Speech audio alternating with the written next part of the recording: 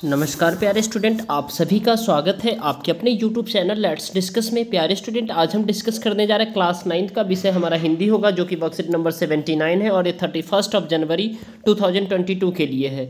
तो आज का हमारा जो चैप्टर है डियर स्टूडेंट, प्रेमचंद के फटे हुए जूते, इसको हम अच्छे से पढ़ेंगे। प्यारे बच्चों, प्रेमचंद के फटे हुए जूते नामक पाठ के अंतिम अंश को आज हम पढ़ेंगे और उसमें पूछे गए प्रश्नों का हम उत्तर देंगे।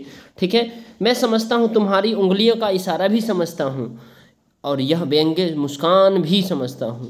तुम मुझ पर या हम सभी पर हंस रहे हो, उन पर जो उंगलियां छिपाए और तलुआं घिसाए चल रहे हो, उन पर जो टीले को बरका कर बाजू से निकल रहे हैं। तुम कह रहे हो मैंने तो ठोकर मार मार कर जूते फाड़ उंगली बाहर निकाल ली आई है, अर्थात पाँव बच रहा है और मैं चाहता हूँ चलता रहा हूँ, मगर तुम उंगली को ढांकने की चिंता में तलवे का नाश कर रहे हो। तुम चलोगे कैसे? मैं समझता हूँ, मैं तुम्हारे फटे जूते की बात समझता हूँ, उंगली का इशारा समझता हूँ, तुम्हारी व्यंग्य मुस्कान समझता हूँ।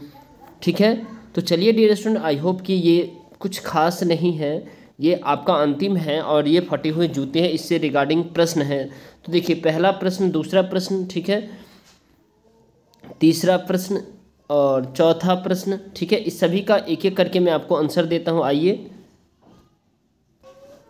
तो देखिए, क्वेश्चन नंबर फर्स्ट है, प्रेमचंद को किस बात की संतुष्टि है? तो प्रेमचंद को संतुष्टि थी कि भले ही उनके पाँव की उंगली बाहर निकल रही हो, लेकिन उनका पाँव बचा हुआ है, इस बात की संतुष्टि है। ठीक है, क्वेश्चन नंबर सेकंड है, व्यंग्य मुस्कान किससे क्या कह रही है? तो व्यंग्य मुस्कान लेखक से कह रही है कि तुम अपने पैर की उंगली को छिपाए हुए हो, लेकिन तुम्हारा तलवा नीचे घिस रहा है। मेरा पाँव की उंगली भले ही बाहर निकल रही हो, लेकिन मेरा पाँव बचा हुआ है। ठीक है, अब क्वेश्चन नंबर नेक्स्ट है, तुम चलोगे कैसे, किसके लिए कहा गया है? तो ये लेखक के लिए कहा गया। ठीक है, किसके लिए? लेखक के लिए।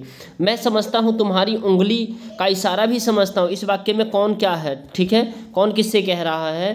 तो इसमें लेखक के लिए कह रहा है। ठीक है, ऐसे मुहावरे लिखे जिनके जूते शब्द का प्रयोग जो हुआ है, उन मुहावरों से वाक्य भी बनाइए। तो देखिए, जूता शब्द का प्रयोग हुआ, जैसे जूता आजमाना यानी अपमानित करना, इस व्यक्ति को बहुत समझा लिया, अब इस पर जूते आजमाने की बाकी रह गई है।